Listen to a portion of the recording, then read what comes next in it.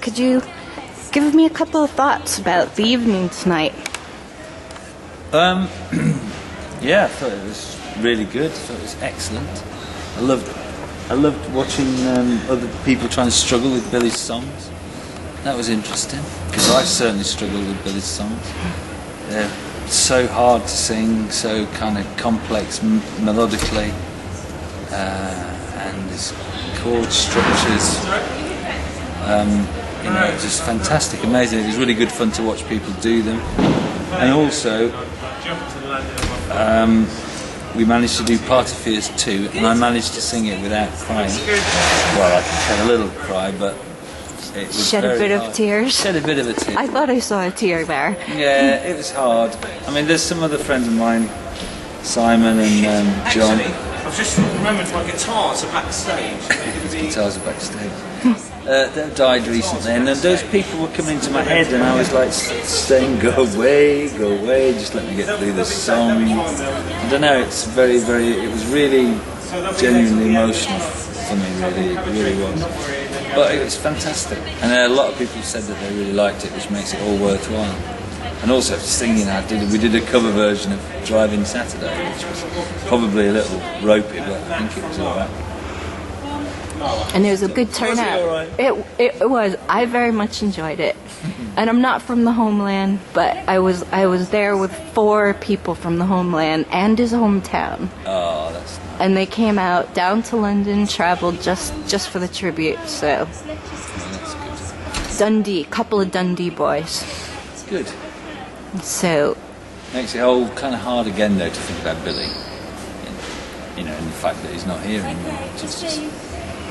yeah, pretty nice photos. The photos were quite enjoyable. Yeah, it's very nice. And seeing all those whippets, because Billy gave me my first whippet.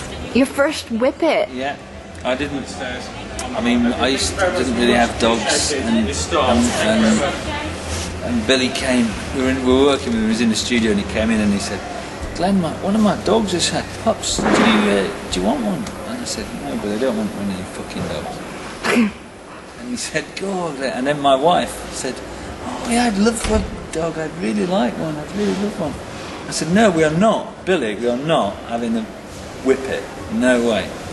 And then that night we were all going to an opening at the Scala in King's Cross, and it was some cinema thing, and it was November, and it was pissing down. It was freezing cold, and everyone was there like having drinks and saying hello. And Billy walked in, and he got a big overcoat on, and he went, "Hey, it's bloody freezing, isn't that?"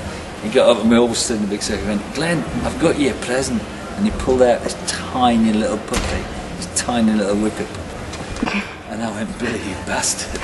Because there's no way you can say no when you see one of those little, tiny, little, weeny little puppies. Oh, So just yip.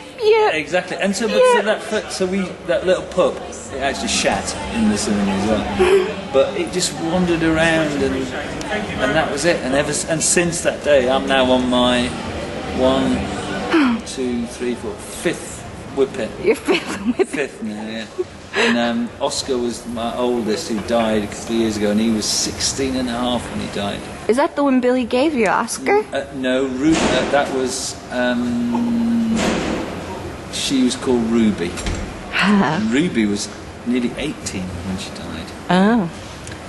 But now we've got one appropriately called Billy. Okay, so you did name one after Billy. I did name one after Yeah. Yeah, because when he died, we were just getting a new dog, and it obviously had to be called Billy.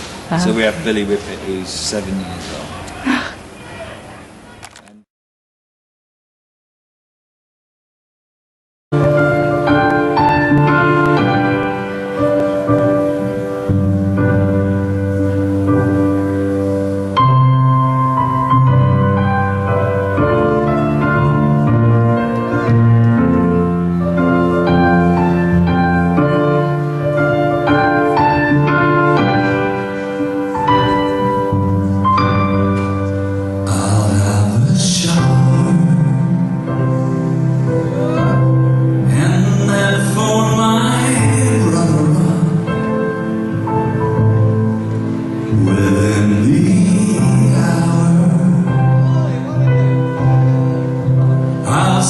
say